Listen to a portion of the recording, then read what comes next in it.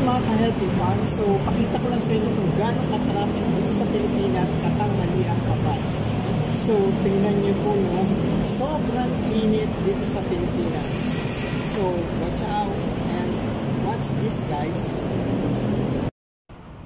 Yan, ganito po ka-traffic sa Pilipinas kahit alas 12 ng katanghaliang tapat.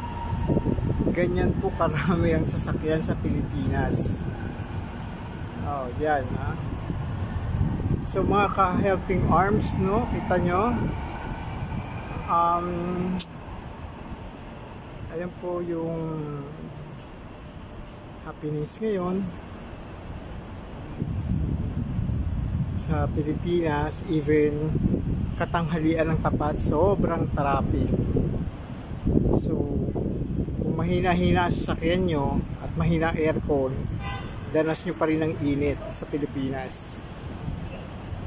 Ayan po, grabe.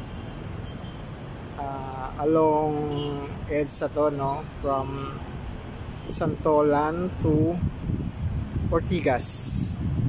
Santolan to Ortigas going north. Ayan. So ayan po, pinakita ko lang po sa inyo kung gaano ka-traffic sa Pilipinas.